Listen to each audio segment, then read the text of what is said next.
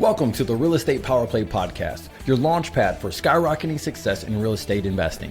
I'm your host, Gabe Rodarte, alongside Mark Monroe. We're ready to bring you transformative stories, groundbreaking strategies, and the insider secrets of real estate giants. Get ready to accelerate your investment journey and become a true power player in the world of real estate. Hey guys, what's happening? Welcome to the Real Estate Power Play Podcast. I am your host today, Gabe Rodarte, brought to you from Houston, Texas, and the weather's starting to warm up here, and I'm really pumped up about that. I got the man, Chris Rood. If you guys don't know him, you will get to just really get to hear his whole life story about what he's doing right now in the marketplace. I've been looking up to this guy for a while through social media. He's definitely impacted my life. He's impacted my family's life as I've watched him go through the process of building out his business, integrating into his family, the whole thing, from business to helping other students and helping them grow up in the business and doing commercial stuff. And so we're going to dig into some of the commercial things today. But really, I just want to welcome you, man. I honor your time. I honor who you are. And I just want to say thanks a lot for joining the show, man. Yeah, man, I appreciate all the kind words. And I'm glad that you have so many nice things to say about me. Well, we'll find out when this is all done, you know. So just to let our audience know, most of the people that are listening to this are single family. They're either getting started or they're in the groove. They've watched different people go up from single family to, or even small business, and that's what I really want to get into, how you really got going, and then move into commercial. And I think that's kind of a big thing right now is, how do I get into a different part of the business? So what's a brief overview of your story to let our audience know? Man, I am just a common guy that does uncommon things. That's about it. You know, I'm a hard worker. I wouldn't say I'm uniquely talented in anything besides just outworking everybody. And I have a unique ability to constantly want to learn and evolve into a higher version of myself. That's why my brand Skill Up, right? I'm always trying to skill up. I believe that you fall back to your skill sets, not luck. And for me, growing up, I was that hard-headed kid that wasn't really good at school, labeled ADHD, ADD, all these things, and I was hard-headed. I kind of didn't follow directions and kind of went my own path. And that kind of led into me as a younger adult doing the same thing. I was unemployable, hard-headed, and very driven, and knew that I was meant to go do something on my own. I had this, and I think a lot of entrepreneurs can relate to this. I had this inner feeling like, I know I'm better than what I'm doing. Right. Like I didn't feel right working for somebody or having a job. Right. Like I felt empty. And I'm sure a lot of you guys can probably relate to that. And there was a spark inside of me that just kept pushing me to go outside the limits of what was normal. And I can tell you that's kind of what I did. At 22 years old, I was a junior in college. I was like, and I got about to graduate from college, but I don't want to get a job. So I want to start a business. You know, I didn't know what I was going to start. And I was like, well, let me figure out something I can start. And my dad went and told me to go change the oil in one of the trucks. So I went changed the oil in the truck. And while I was there, it was a quick lube. People were complaining how long it was taking. It was saying it was supposed to be a quick lube. I was like, man, that seems easy to change oil. I bet you if I go to people's houses or where they work, they wouldn't have to leave lunch break or work, and I can go bring the service to them. I was like, I'm gonna try that, even though I don't even know how to change oil. So I got my dad to show me how to change oil. I did my first oil change on his vehicle. I was like, this is easy. You just drain the oil and you change the filter. Borrowed $100 to my dad. Bought a set of filter wrenches, and an oil bin and some oil, and I hand a stack of cards, and I started handing out cards to everybody I knew at different businesses, telling them I'd go do on-site oil change. And I promoted this shit out of that, so much so that in between classes, dude, I was bowed up in between college classes. I was taking, 14 to 16-hour semesters. And then in between that, I would go change oil on site.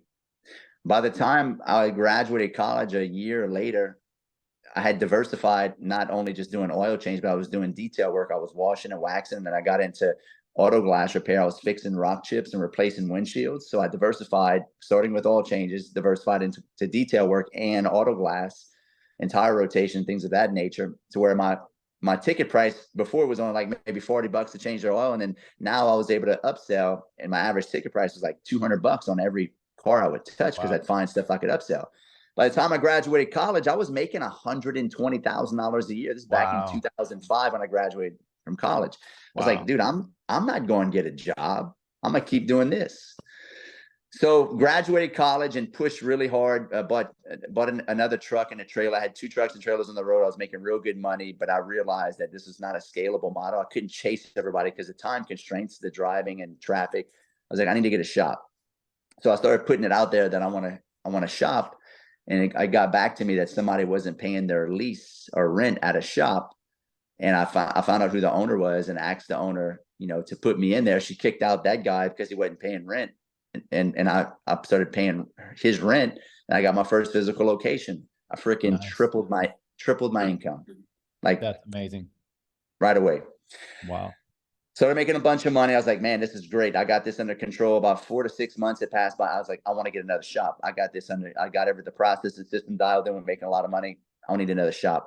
I come to find out, I started networking with all the people that were working at Quick Lube and mechanic shops. And I found out another shop was distressed. He wasn't paying his taxes, and he was about to get the door shut on him. So I reached out to him and said, hey man, I know your situation. I know you're not doing good. Why don't we make a deal? I made him an offer of $850,000 for his shop. I'm 25 years old, by the way, at this point. Awesome. I don't have $850,000. So I made him an offer. He accepted it. And I was like, okay, now I got to figure out how to get a loan and how to get the down payment. So I needed $122,000 for an SBA loan. I had good credit. So I got approved for the SBA loan, but I needed $122,000. So I put my house for sale, my personal house. I kid you not. My house went under contract 30 days after I put it for sale. And I'm sorry, no, I put it for sale. Yeah, I put it for sale in 30 days, went under contract. 30 days later, it sold. I got the money a week before I needed to close on the SBA loan. Awesome. And I made $125,000 on my house, and I needed $122,000. Wow. If that doesn't give you, for me, it was divine intervention for me. It was just everything lined up. And Patty's with you at this point. She's with you. You guys, she's going, keep going, babe. Keep going. Yeah. She was supportive and everything. We took a big risk, and it worked out. Our house sold. We got the down payment. So I took that 122, I made 125, but I needed 122. I took that money and I dumped it into that SBA loan. Wow. So I bought another location, great location here where I live, with like 50,000 car count. I doubled my income again within 3 months after taking over that shop. Wow. Then I was like, I want to do it again, right? I want to get some more shops. Wow. And so I flipped my first house, and then what happens, I lived in another house that I bought as a foreclosure, rehabbed that house, flipped that house, and took the profits from that and bought another shop. And then I flipped a piece of land. I made, I think, 40 grand on a piece of land. I used that to buy another shop. So I did that 4 times. I flipped real estate to go ahead and buy these shops. And so that's kind of my story of how I became an entrepreneur. I used real estate to fund my business, and that's kind of where I got my money. And from there, I went all in on these shops and did that for about 7-8 years, and kind of got burnt out on that and realized that that's not where true wealth is built. It's built through real estate. And then from there, 2014 came, and we had a big correction in the oil and gas industry here in South Louisiana. Oil went from $125 a barrel to like $25 a barrel. And we lost a lot of jobs. And my shops started losing revenue. And I was like, I'm kind of burnt out on this anyway. I'm ready to do something else. I'm kind of maxed out on how much money I can make. Let me go ahead and get back into real estate. So I started searching on YouTube, real estate investing, even though I had kind of half-ass winged it and flipped some properties, but it was all luck. It was luck. I didn't know what I was doing. I just timed it right. Found wholesaling on YouTube. And then from there, I started looking at, man, you can flip real estate without actually owning it. And then I ended up watching a guy that kind of showed me how to do it on YouTube. And I did a couple of properties and made like $2,500. I was like, okay, there's something to this. So I hired 3 mentors back to back to back. First mentor stole $50,000 from me. I had him put in jail in California. Second mentor was a great mentor. So was the third one. And I freaking crushed it, man. I made $47,000 after my second mentor, 30 days after that program. Dang, that's good. So 40, you know how long, how many oil change and brake job. And I did this by myself, by the way. I was doing this on the side while I was still working in my shops, putting out tons of bandit signs and things of that nature. And I made, you know how many oil change and brake jobs take to make $42,000 net? I had 33 employees at the time with my shops. Wow. So from there, I was like, you know what? I'm in the wrong business. I was like, I'm going all in wholesaling. And I had a meeting with all my managers, said, hey, look, I'm not coming back to these shops. I'm going to do this full time. From there, I freaking slayed the game of wholesaling. And I was making 50, 60 and got up to, making on average $70,000, $80,000 a month. And then I put all my shops for sale, ended up selling off most of them except for one of them. And I went full-time real estate. And from there, got into the coaching game by default because my coaches that I originally hired asked me to go work in their sales department because I was crushing it. I was one of the top students. And I got to see the back end of a coaching program, and all the students kept reaching out to me to help them. And I wasn't even the coach. I was just working in their sales department. I was like, well, shit, I'm just going to go. Why am I helping these guys? I'm better at this than my own coaches. Right. So at that time, around the same time, I went to the first 10X Growth Con back in 2016 or 17, when Grant Cardone put on his first Growth Con in Miami. There's only like 2,500 people there. Bought the top tickets, went over there, went listen to a bunch of, freaking guys worth hundreds of millions of dollars and some billionaires. And from there, got super inspired and brought my wife and ended up doing a deal with Grant Cardone as far as, promoting on his show on how to wholesale and flip properties. And then from there, just my brand blew up because I was kind of around the time his brand started really taking off, and I kind of got carried along with his, and I sponsored GrowthCon a couple years in a row. And from there, started coaching people all over the country. And then I started partnering up with my best students. And then after that, started stacking a bunch of cash, and then started getting into mobile home park investing because there was a bunch of mobile home parks around here where I live. And now, fast forward about 5 years later, I built a pretty large portfolio of mobile home parks, short-term vacation rentals, single-family homes. Still do a ton of wholesaling and flipping, and now we're hot and heavy in land development. My wife's about to get her GC license, and I'm still doing kind of the blue-collar trades. I still own a mechanic shop today that operates and runs. I own a junk removal business. I'm in the process of buying out an HVAC company because they're all symbiotic to what I'm already doing in real estate, right? That's kind of my story, man. I mean, that's about it. That is okay. So here's the thing. I see the story, and I think anyone who hears the story is just amazed at the fact of what you were able to accomplish and what you did. Me being a 43-year-old, been through business. I used to own an auto glass shop also. We started off with 14K. I got, screwed over by my first partner, took all the money, early 2000s. I moved up to Detroit where one of the partners was, and we just rebuilt the auto glass shop and built it from 14K to $6 million. And we're doing the whole thing. And I realized different stuff also. So when you mention those things, I'm like, man, I know this process. I've done it. I'm the one putting up signs. We'd put up signs in parking lots, and then people would come to us, and who knows, parking lots, all types of windshield repair. And then that would funnel over to windshields. And man, I get the world, man. It was a unique time, and it's great sales skills. That's what helped me the most.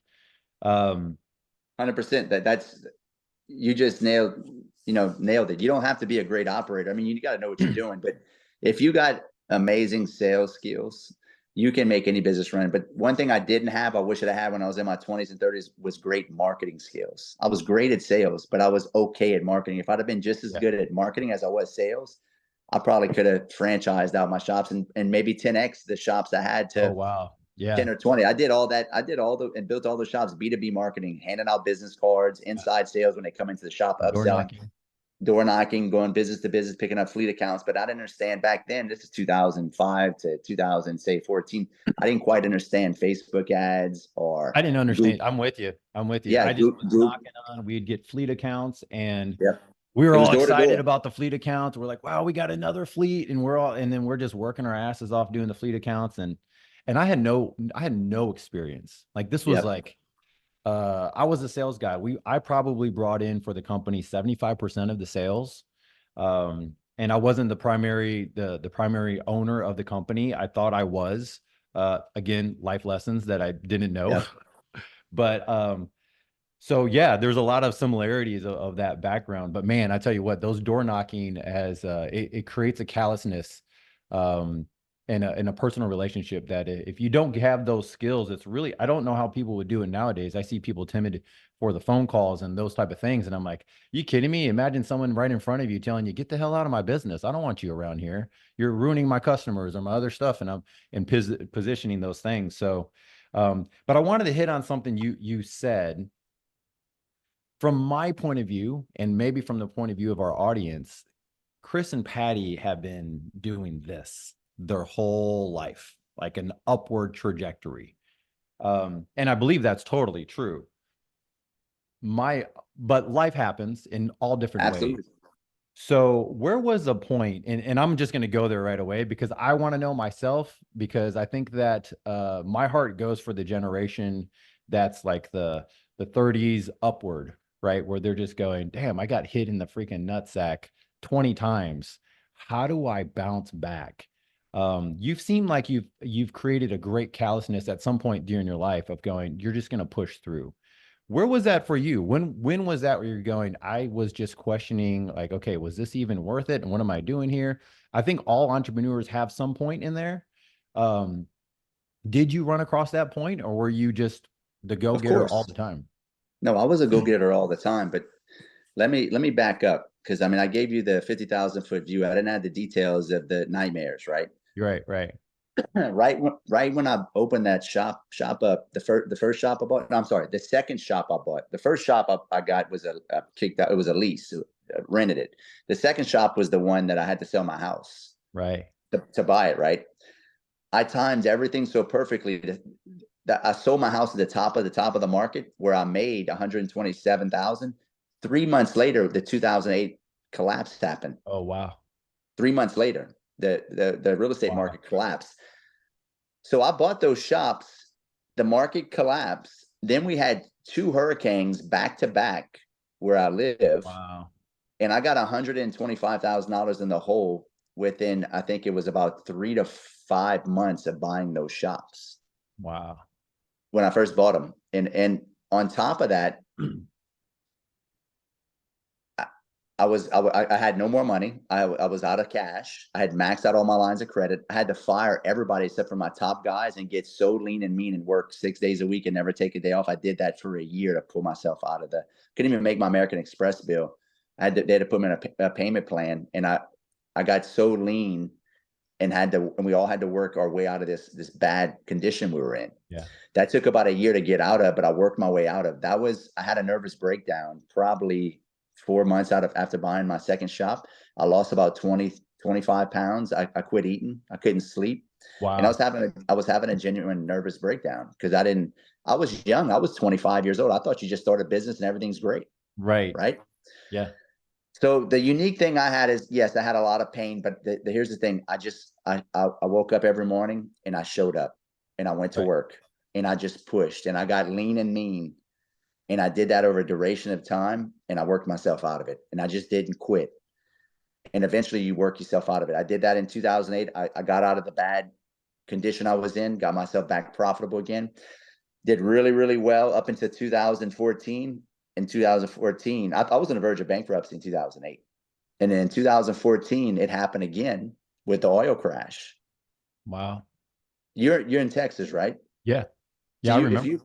in 2014, it was ugly in Texas and Louisiana. Yep. That happened again, and I had to pivot again. And that's when I got, I was like, you know what, I'm kind of burnt out on this. I'm going to get into real estate. And I can tell you, it's a combination of not quitting and pivoting every 6 to 8 years because nothing stays the same. In business, it is always doing it. It's when things are really, it's just like no different than nature, right? Or the seasons, right? When things are really, really good, guess what? They're not always going to be really, really good. When things are really, really bad, they're not always going to be really, really bad. Right. And the problem with most newbie entrepreneurs is when things get really, really bad, they fail to forget that everything comes in waves. When it's really bad, it's not going to stay there that long, but they quit before that wave goes back up again. Yeah. And then most of these entrepreneurs start off and all they know is a wave. So they think things are always going to be good. And when it dips, it destroys them. And they forget that, hey, if you just hang on long enough and you get lean and you're smart and you just drive traffic to your shops or whatever business you have and just basically bang out marketing and sales like crazy, things will turn around. But they quit at that point. I had a unique ability just not to quit, man. That's all I can tell you. And it wasn't always, wasn't always good. Being an entrepreneur is like, it's like being a crackhead. I've never been a crackhead before, but I can imagine the highs are really high and the lows are really low. Right. Man, I was so glad you said that. And some of the stuff you're mentioning, because what we call, like, what I've been seeing is, and I was talking to a guy who does storage facilities, and he has quite a few throughout the state of Texas. And he's like, man, Gabe, we're just sharing. He's like, I'm hearing that it's winter for a lot of people right now. Right now, it's a winter season for many folks. Yep. And I'm like, yeah, but winter doesn't last forever. Spring's coming. Plow through the winter season. I have a privilege of going through two of these things. The market that we're in now, things have definitely dialed back in a lot of areas. And one of the things you mentioned, which has been really the something that's been pivotal with me and Lou, my wife, and just what we talk about on the podcast is like, look, it's a winter season. Plow through, focus on the drivers. You mentioned the two major drivers, sales and marketing. Sales and marketing, sales and marketing, sales and marketing. Just, you need to be bringing stuff in. You might be wilding out right now. You might be all over the place going, man. Let me back up, Gabe. Let me back up because, yeah, you can do marketing and sales, and you definitely absolutely. But one thing I kind of mentioned that you're not touching on that that got myself out of every bad situation. You got to economize first. Yeah. Economize. Take out all the expenses that you don't need. Stop going out to eat every Lean and day. mean. Yeah. Lean and mean. That's what I kept saying. You get lean and mean first, meaning economize. Then you market. Then you make sure you got a strong sales process after you market, because they start coming in, and then you got to get ready to freaking deliver that service with half of the labor or half of the client, your staff that you usually have. And that's how you get yourself out of that. That is the process. I think one of the things that you mentioned on that is, and yes, that's totally, like, I think that most of the guys that I've ran into, including us, when we start seeing this, we're going, everything gets dialed back. This is what we're going to do. This is how we're going to pivot. But you mentioned pivoting, and you've had to do this a couple times, right? This is something that I admire about you, is that you're very straightforward. I love the fact that you're talking about fast, medium, and slow money. And I've been watching some of that. And even that, I've taken some of that and go, I wrote down my own business. Like, where's my fast, my medium, my slow now? I know where it was last season, right? But seasons change. So where is it in this season? And I noticed there are some gaps in my business, and I'm going, okay, there's some gaps here. This is where I want to go, but there's a different pathway now. I thought it was this pathway, but now things have changed. Has that really come about of this fast, medium, slow? And I think I'm saying it right. Correct me if I'm wrong. Does that come about because you've seen so many pivots and you're going, look, these are the things that are tried and true? Yeah, I've had to figure out and reverse engineer why I failed, or why I'm failing, or why I have cash flow problems. And nobody told me about fast, medium, and slow money. I coined that myself. And I've had to kind of just be self-aware of, okay, well, what's your problem here? What did you do wrong? And you usually, as a professional real estate investor, a lot of people start off with buying whole thing. It's going to solve all their financial problems. And they realize within a year, they bought a bunch of rental property, and their financial problems aren't solved. It's slow money. It's a slow investment, and it doesn't move the needle.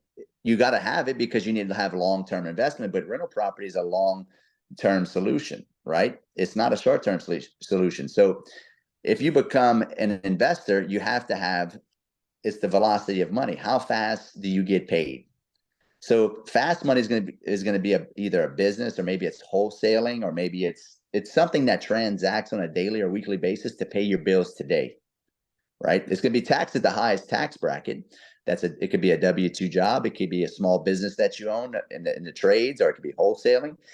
You need that to pay your bills. Now, the next step, once you have fast money handled, is you want to start investing into medium velocity money, meaning it's a little bit more riskier, but the payouts are more. What is fast, or what is medium money? That could be a flip, that's a little bit more riskier than wholesaling. Or it could be a investment that pays out in 3 to 6 months, right? Maybe a little small land development deal. But you make bigger rips on it, but it takes a longer time cycle, and more riskier. But that moves the needle to help you get more money. Once you stack the fast and medium style investments, now you've stacked a lot of cash, and now you're probably paying a lot in taxes. You need some slow money. You need some investments that pay off, and it can hedge your fast and medium money tax burdens through depreciation, which is what? Buying whole rental property.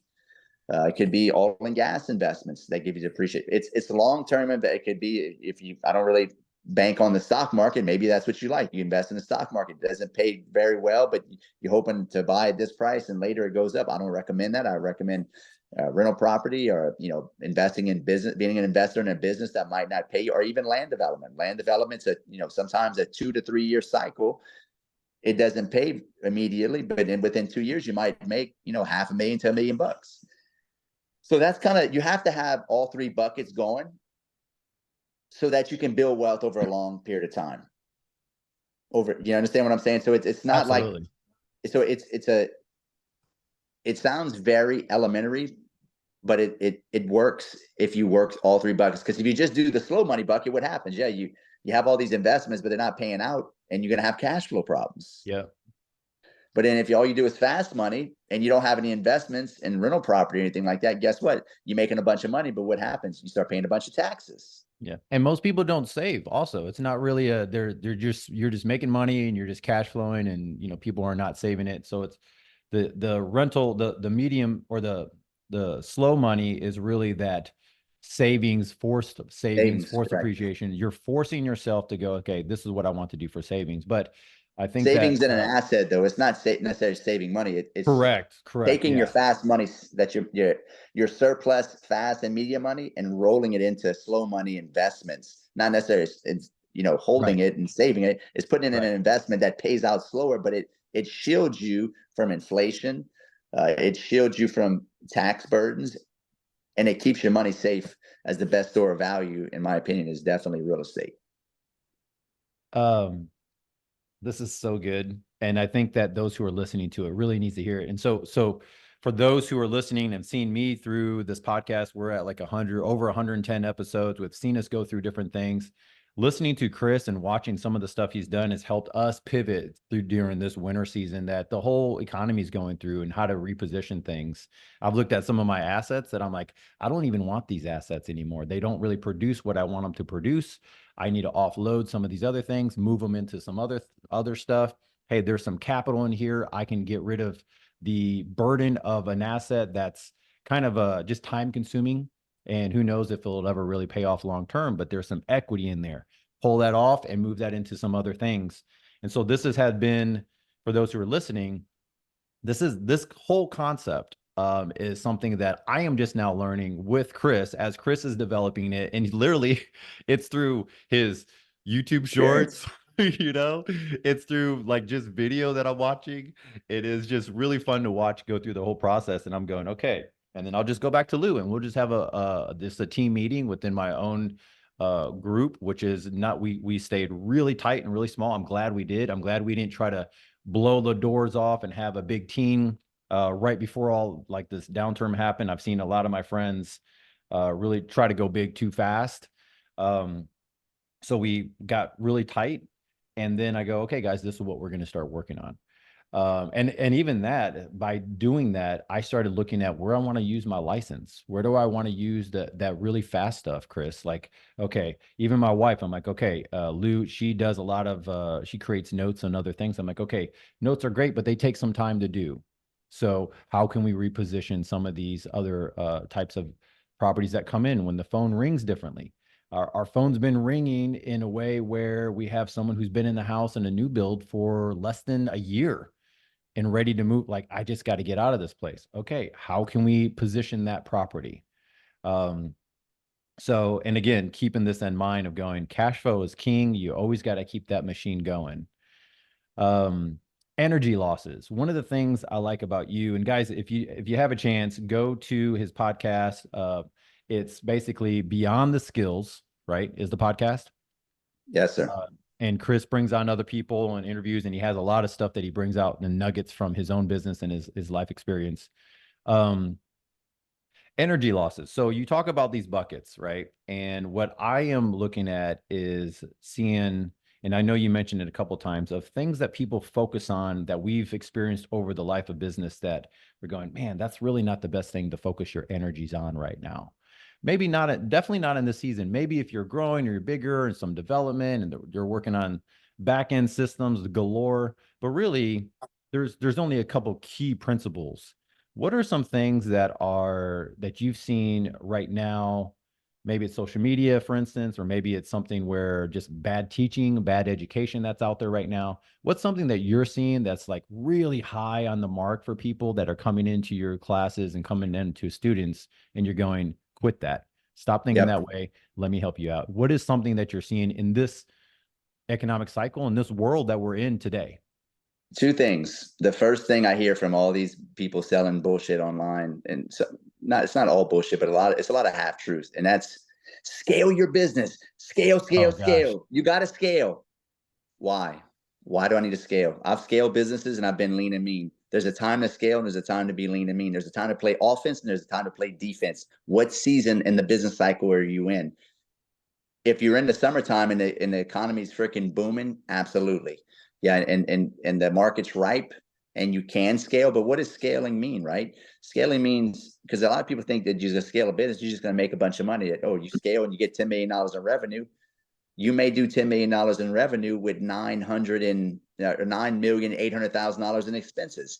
Scaling a business means driving your top line up while at the same time keeping your expenses the same. If you scale a business and your expenses move up with your top line revenue and you don't have and your gap is not opening up, guess what? One of two things: that business is not scalable, or you just can't scale a business. And frankly speaking, it takes a lot of wherewithal and great leadership skills and processes and systems that I'm gonna be honest, most smaller, young, even experienced older entrepreneurs don't have the wherewithal or the tolerant stress level to handle that, because it's a lot of moving parts. There's Yes. nothing. I'd rather have a $1 to $2 million business at a 50 to 60% net profit than a $10 million business at a 10% net profit. Why? Because that 10% net profit is going to come at a higher cost, labor wise, expense wise, moving parts wise, and it's probably going to Stress. stress the shit out of you Yeah. to the point Seven where days it's a not week. worth it. Oh It's gosh. not. It's not worth it. I scaled my mechanic business. I was happier when I had 2 shops versus I had 4. Wow. Yeah. I'm with you.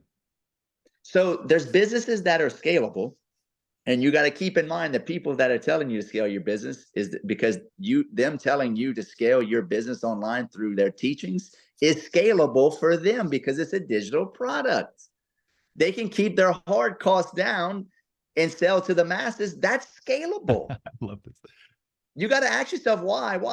Like, it's just some of these things just don't make any sense, right? A friend of mine says, listen, if you go into any environment that's like in a conference or whatnot, and you don't know what the business is, you're the business. You're the one that they're selling to. You're the one that you're going to be giving your dollar to, because you're not really aware of what's going to happen. They're going, let me show you. And you're thinking that's going to happen. I would tell you, because there's a lot of people promoting scale your business. You don't have a real business if you work in it. And if you don't scale your business, it's not a real. That's all horseshit. I would say, I don't know what the exact. I don't want to misquote this, but if I were to guess, and it's probably not good for me to say this because I am guessing, but just in my humble opinion, I would bet that 90% of the businesses in America are not scalable Yeah. because they don't have the temperament or the qualifications to scale. Does that make them lesser than? No, all these businesses are needed in the economy. And I bet you these guys are super lean and mean and they make a lot of net profit and they're happy with that. And I'm not anti-scale. I've done both. There's some businesses that I'm trying to scale. There's some businesses that I don't want to scale because I tried to. And what happens is, as you scale some of these businesses, you get into the law of diminishing returns. Yeah. Yeah, you go up in revenue, but then you lose net profit and it becomes not worth the headache. Yeah. There's a lean and mean, and there's a happy medium that you'll reach as an entrepreneur in certain types of industries, especially the service trade businesses where it's high labor. You're dealing with a lot of human to human interaction. That's really tough to scale, right? When especially in the service trades, like maybe HVAC, HVAC, contracting, roofing. I mean, it's really tough to scale that some of those business. And then when you do scale, your net profit goes down so much, it gets tough. Yeah. What's the number 2 energy drainer? The number 2 energy drainer is that everybody thinks you got to get into rental property and it's going to solve all year. As a real estate investor, because most people read Rich Dad, Poor Dad's, Robert Kiyosaki, buy assets. And, I was caught up. I was like, yeah, I'll just buy assets. Right. Yeah. And, you got to have your fast money dialed in. You need to have a lot of income coming in before you start buying rental property, because after you service the debt, you pay taxes, insurance, and then the AC goes out here, a roof goes out there, trash is one unit. Dude, you ain't making no money. Yeah. Now we're really not going to cash flow the first 2 years of any asset we buy. I already know that something you forgot to do, right? Ah, crap. We did the whole walkthrough. We didn't realize that the plumbing underneath the vanity in the guest bathroom, we thought that pops off. There's always these little things. And what I say, like, it really kind of depends too. Like if you have a spouse that's producing income, that might be something way different. Right. You might be in a different situation where you go, okay, you have someone who's actually, providing for the household and whatnot, or they have a job that creates a little bit of stability. But what you're saying, I think hits a lot of us. I mean, it hit me in the beginning too, right? Of me looking at, okay, I made a bunch of money. Let's dump it into some real estate. This is the next thing that you have to do. It wasn't until later that I go, you know what? I'm not smart enough to do that. Let me go get some education instead. Let me take that cash. I'm the best investment. Let me just take that cash and invest it into me. And so that way I can make a wiser choice. Yep. But it wasn't until later on that I started realizing that. It was a late lesson for me. I was a little naive as a business owner, but I go, you know what? Instead of me taking this money and buying another thing, I want to just become a better business owner to where I'm not freaking stressed every day trying to make this work. Buying rental property is a super high level skill set because it's not just buying the asset. It's buying right. Make sure you're capturing equity on the front end. That way you have an exit strategy if this shit doesn't work out. That's first and foremost. Is why I tell everybody do direct to seller marketing. Start off with wholesaling to try to capture equity in the front end. 2, you got to have operations dialed in, But I would tell you this is another thing I've had to reverse engineer. This is the cycle of a professional real estate investor. If you look at school, like we all start off at elementary school to learn the ABCs and 1, 2, 3s. I've reverse engineered what that looks like for being a real estate investor. You should not start off with buy and hold. You don't start off with slow money.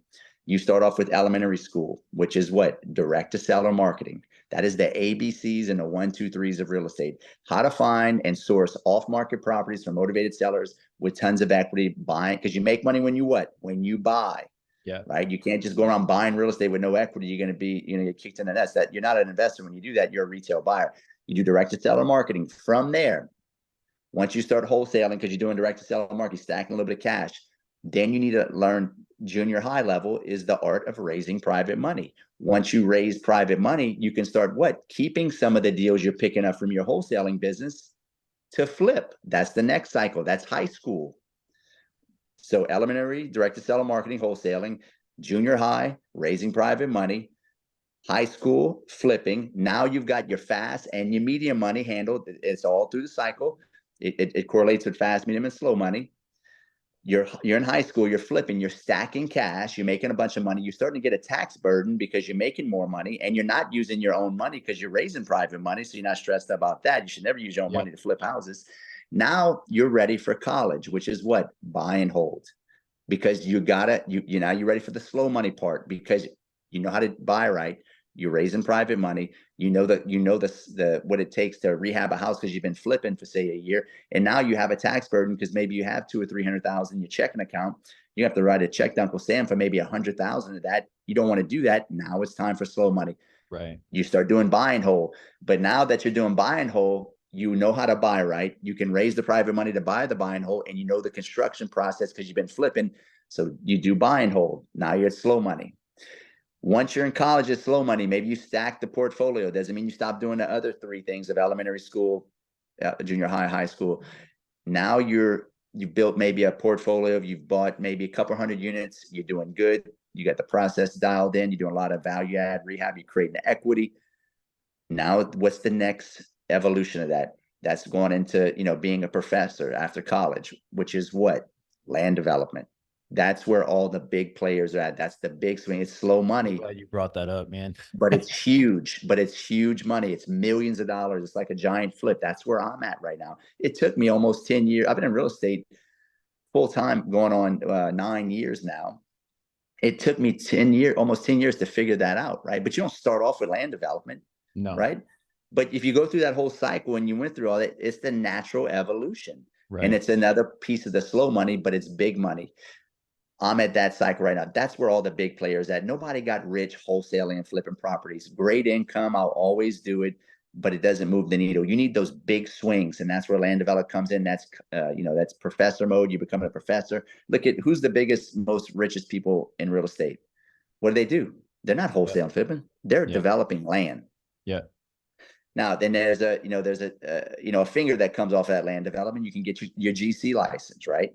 And start contracting and being the GC on the land development. And then from there, you start stacking a ton of money and you got millions of dollars and you're probably older and wiser. What would be the next echelon after even land development? You got $10 million in your checking account and you're older and you want to less aggressive. That would be what? You want to be the bank, a lender. Right. That's the cycle. Yeah. That's your fast, medium, and slow money broken down into a cycle of elementary school all the way through college and being a professor, broken down for you to where it makes sense and you have a clear path to try to build wealth through real estate that I had to figure out by just doing it. And so good, dude. That's so good. I'm glad you brought up the land development thing because we've been pivoting to what we call is courage to reinvent. That's our whole phrase for this year. Because it takes a shitload of courage to reinvent yourself. That's for sure. To pivot and to move on, you're going, okay, we're going to pivot. We're going to move in this direction. So that's our phrase. That's the phrase that we use. I have it all over. The kids even talk about it now. I'm like, okay, this is what we're doing. We're reinventing into a new area. We're just pivoting. I call it reinventing because there's some areas where there's new. I mean, I'm retooling my tool belt. And as I do that and around. Well, I mean to cut you off. You said something really good, retooling your tool belt. If what happens is as the economy changes, technology changes, we come into different seasons, cycles of business, your old skill sets become obsolete. Yeah. And it forces you to learn new skill sets. That's what pivoting is. Pivoting doesn't mean you just pivot. No, you're having to learn a new skill set to service the marketplace to get paid again. Yeah. It's reskilling up. It really is. And if you look at the marketplace as far as realtors and brokers, just the surface level of real estate that everyone knows, realtor and the broker, right? Broker for commercial, realtor. Those who know how to pivot in that industry are still around. Those who don't, we make calls all the time. I got a guy who basically makes calls to realtors all the time. That's part of our funnels. We do that all throughout the Houston market. And, people know that I do that, so that's fine. And I have a name. And so but I can look through, Chris, and I can see, I'm like, early last year, my assistant or the guy who's making my calls for me, he's like, I say, how are the calls going this week? He's like, man, so-and-so's out of the business. I'm like, really? So-and-so else is out of the business. And then throughout the months of 2023, more and more people are just going, Either they're older and they're like, forget this, I'm not going to go through this thing again, or they just didn't have the tools or didn't want to relearn or redo something because they're stuck in the rut of this is how business works. Yep. And I see the same thing with commercial brokers the same way. I'm like, look, the market has changed. Technology has transformed so much in the last 4 or 5 years. That stuff has changed. And that's what really helped me. And again, it was out of necessity of me going of reverse engineering my own self, going, okay, what do I have here? I'm glad I connected with you and learned some of these other things, because I needed to hear that to add to my strategy of going fast, medium, slow. This is good. This is part of it. How do I retool to make sure what tools are going to be needed now in this season in 2024, 2025 for the fast? Well, it looks a little different, It right? does. Direct to sellers looks a little different. Yep. And you have to ask yourself what's needed and wanted in the marketplace now, right? Yeah. What is there a shortage of? Where's the opportunity? Where's the strategic advantage? Where is the vacuum? For me, watching the marketplace, it's in the trades. The trades is where the vacuum, the average tradesman is 55 years old, and we've pushed all our kids to go to college and get these underwater basket weaving degrees and to study gay frogs in the wild and all this stupid shit that they've been teaching. That's why we got $1.7 trillion of student debt that can't be paid off. There's no jobs in the marketplace for all these kids that are getting out of college. They're having to go work at Starbucks when the opportunity is in the blue collar trades. You try calling a roofer or HVAC company lately or a landscaper, they're all backed up, right? Because there's not enough of them. Plumbers, dude, I know plumbers that make $600,000 a year, right? You can, I mean, it's getting, that is the opportunity. This is HVAC. This is why I started an HVAC company. This is why I reopened one of my mechanic shops. This is why I started a junk removal business in contingent with what I'm doing in real estate, because they're all symbiotic. I'm already calling HVAC people all the time for all my rentals and all my flips. I already have clean outs all the time for my rental property. So I started a junk business. See how they're symbiotic with what I'm already doing. So this is the retooling, the reskill sets that I'm having to pivot. And you just have to ask yourself what's needed and wanted. Right. Doesn't mean I'm going to stop wholesaling and flipping. I'm still doing, I'm very bullish on wholesaling and flipping.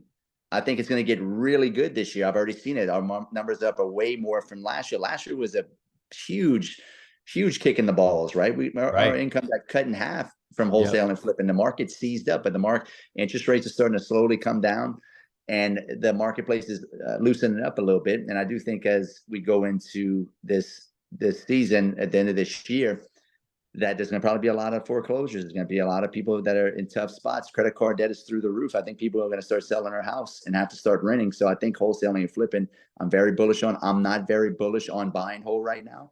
I'm keeping what I've bought because, interest rates are still high. Right. Insurance is damn near doubled and tripled. Oh my gosh, 40%. Yeah, it's unbelievable. Property taxes increase. So I don't think the opportunity is in buy and hold. You're seeing that with commercial property. It's shit in the bed right now. Everybody that's been syndicators is pretty much going out of business or giving back properties. It's nasty right now.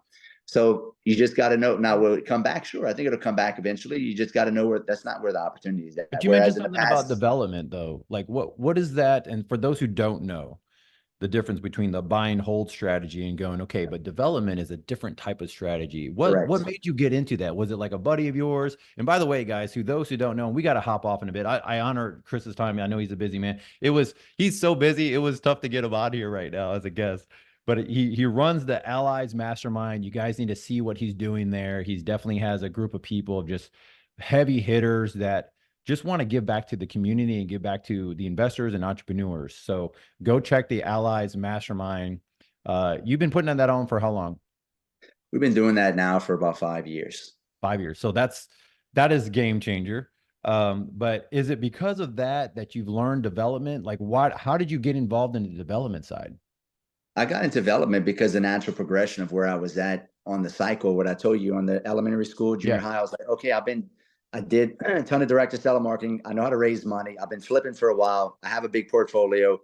What's next? And I was watching a few people actually in my area where I live, where my wife said, hey, man, you need to watch this guy. He's building neighborhoods and he's developing. So I actually reached out to him and we started talking. I invited him to come speak at one of my events and he did, and we partnered up and now we're developing neighborhoods. And I actually developed my first neighborhood, started 3 years ago. We just finished it about a month ago. We just started selling lots. Wow. And but that was all by default. I partnered up with a guy that was already a developer, but the new guy I partnered up with was actually somebody that's got, he's got like 10 neighborhoods going. He didn't Wow. know how to find deals as good as I do. He didn't know how to raise private money. So we came with the unique skill sets. I'm finding the deals, I'm raising the money, and he's doing operations. And that's kind of where, and when I say land development, we're buying raw land, taking it through entitlement, and then putting in the road infrastructure, utilities, curb, gutter, and then selling it off to builders. Got it. And then eventually, that's the fast money part of slow money land development. Eventually, you can build it out and keep it and do like a rent to own model or build an apartment complex brand new. And that's going to be slow money. But this is basically a giant flip on the slow money side. Right. What's the time horizon on something like that? Is that like a 2-year time horizon? Pretty much. I mean, a smaller one, maybe 8 months to a year, something that's, smaller, 5 to 10 acre, 15 acre tracts, something that we usually do. We're usually doing, 20 to 30 acres. That could be a 2 to 3 year process. I'd call it 1.5 to 3 years. But if everything goes smooth on, say, a 20 acre tract, 18 months to 2 years. And is this all, I know you're a Louisiana, Alabama man, pretty much in most of your businesses, right? Florida, we do a ton of wholesaling in Florida. I own a bunch of mobile home. I own 4 mobile home parks in Florida. Oh, wow. Nice. Yep. Okay. So your developments, are those Louisiana, Alabama? Louisiana and Alabama right now. Yep. Okay. Awesome. Awesome. Man, thank you so much, Chris, for your time. What's just to get a takeaway for the community of people that are going up? This goes throughout. We probably have 150 to 200 people looking at this, or 200,000 people throughout the different networking groups we have. What is something that you can say right now in this marketplace that can really encourage people to keep going forward? I know that the market's coming out of the winter season. We see this stuff. What is something that you are seeing that you're having to let people know and then might have to tell them again? It's time to skill up. It's time to learn a new skill set and see what's needed and wanted in the marketplace. And if you don't know what that skill set is and you don't know what asset to invest in right now because you're just confused and you don't know where to go, this is always the best skill set to invest in. Your mindset, personal development, work on yourself, work on fine tuning your personal development skills, whether that's your body, your mind, your spirit, work on your communication skills, work on, getting in better shape, work on developing better business acumen skills, marketing, sales. Like if you work on yourself long enough, the world will open up to you on what the next process is for you to get into. There you go, guys. Thanks a lot, Chris. I appreciate for all your help and for you joining the podcast. Guys, follow him. So this is on Skilling Up. You can follow me on Instagram at Real Estate Rood and Chris Rood Entrepreneur. I have 2 pages on Instagram, and then just go to my page on Facebook, Chris Rood. I'm maxed out on friends. Just you can press the like button. You follow my YouTube channel, Chris Rood Entrepreneur. I put out a ton of content there. And if you want to book a call with me, go to chrisrood.com and book a call with me. We jump on a call, and I have a free ebook called The Source of the Deal.com. You can pick that up. It's a free ebook, thesourceofthedeal.com, and it talks about kind of what we talked about on the elementary school, direct to seller marketing and how to become the source of the deal, right? Other than that, man, that's about all I got for you. All right, man. Appreciate it. Guys, thank you so much for listening to this podcast. If you like it, if you want more, if you have other people that you want us to get on to help you grow your business, just message us, DM us. We're pretty easy to get a hold of. Thanks a lot, guys. See you. Peace.